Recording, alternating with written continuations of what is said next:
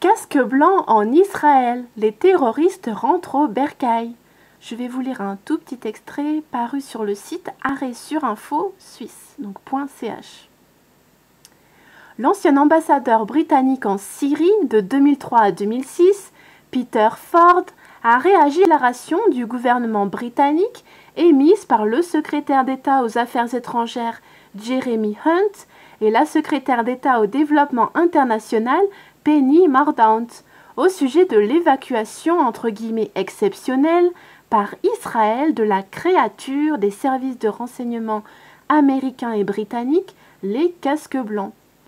Alors je ne vais pas lire la version officielle, donnons plutôt la parole aux versions alternatives de l'histoire. Peter Ford répond, je cite, « La déclaration du gouvernement contient 2 mensonges éhontés. Les casques blancs n'ont certainement pas aidé toutes les parties dans ce conflit. Depuis le début, ils ont seulement opéré dans des zones tenues par les rebelles. Les zones contrôlées par le gouvernement ont pour leur part la véritable défense civile syrienne et le Croissant Rouge syrien.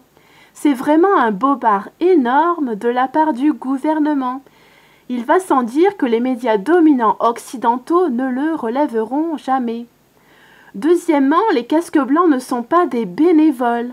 Ils occupent des postes pour lesquels ils sont grassement rémunérés par les gouvernements occidentaux.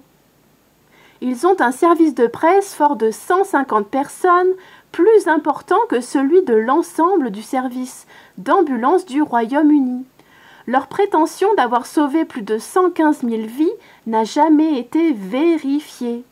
La colocation de leurs bureaux avec les centres d'opération djihadistes a été largement documentée.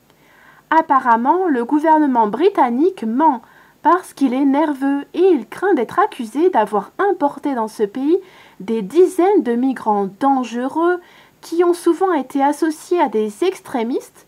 Les réseaux sociaux regorgent de vidéos autopropagées de leurs méfaits, où on les voit notamment participer à des décapitations, brandir des drapeaux de Daesh et d'Al-Qaïda, etc. et souhaitent couvrir leurs crimes et les blanchir. L'exfiltration dramatique des casques blancs laisse de nombreuses questions sans réponse. Fin de la citation.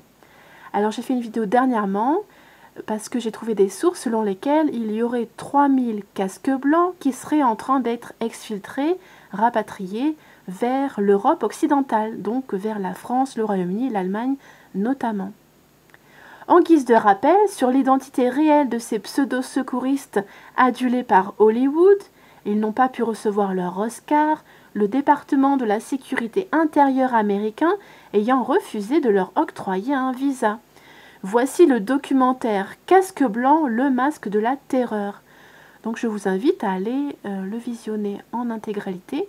Il a été partagé sur Vimeo comme par hasard, puisque sur les autres réseaux sociaux, eh bien, en principe, ils sont supprimés très rapidement, ils sont censurés dès les premières semaines de publication. À tout à l'heure.